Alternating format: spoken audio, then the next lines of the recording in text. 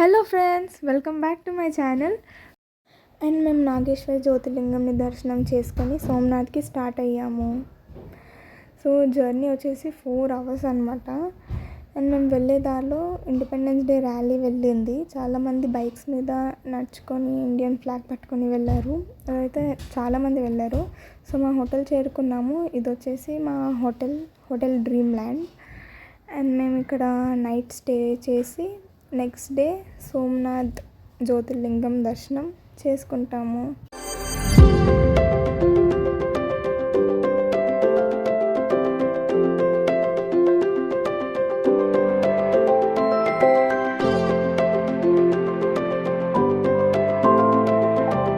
And మేము morning లేచి fresh up అయి టెంపుల్కి వచ్చాము.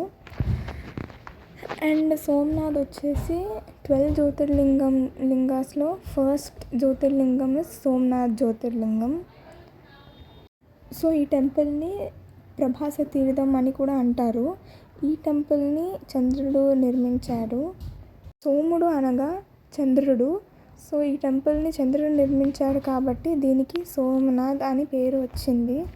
చంద్రుడు తపస్సుకు మెచ్చి శివుడు ప్రత్యక్షమై స్వయంగా ఈ టెంపుల్లో వెలిశారని స్థల పురాణం. గతంలో ఈ టెంపుల్ని 6 సార్లు ధ్వంసం చేశారు. తిరిగి పునఃప్రతిష్ఠించడం వల్ల ఈ ఆలయాన్ని అక్షరమైన ఆలయం అని కూడా అంటారు. ఈ ఆలయాన్ని చంద్రుడు బంగారంతో నిర్మించారు. దాని తర్వాత రావణుడు వెండితో నిర్మించారు. సో మేము ఇప్పుడు దర్శనం చేసుకోవడానికి వెళ్తున్నాము. లోపల ఫోన్స్ అలౌ లేదు. ఓన్లీ ఇక్కడ మెయిన్ ఎంట్రన్స్ వరకే ఫోన్స్ అలౌడ్, లోపలికి ఇంకా అలౌ లేదు. సో మేము వెళ్ళిన రోజు వచ్చేసి August 15th, our independence day. So గర్భగుడి లోపల కూడా మొత్తం ఇండిపెండెన్స్ డే అట్మాస్ఫియరే ఉంది. సో లోపల గర్భగుడిలో కూడా సోమనాథుడిని మన ఇండియన్ ట్రై కలర్తో నింపేశారు. లోపల కూడా భారత్ మాతాకి జై అని కంటిన్యూస్గా చెప్తున్నారు. మాకైతే చాలా హ్యాపీ అనిపించింది. ఇది వచ్చేసి శ్రీరాముని టెంపుల్. అక్కడ కన్స్ట్రక్షన్ అవుతుంది కాబట్టి మేము వెళ్ళలేదు లోపలికి. అండ్ నెక్స్ట్ వచ్చేసి త్రివేణి సంగమం.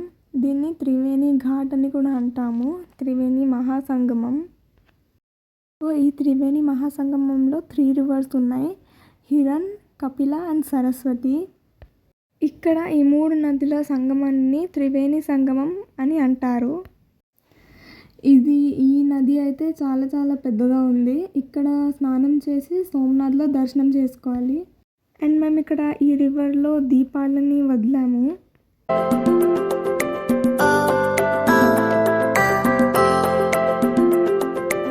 So this is our Somnath vlog, and next vlog will come soon. Stay tuned. Thank you for watching.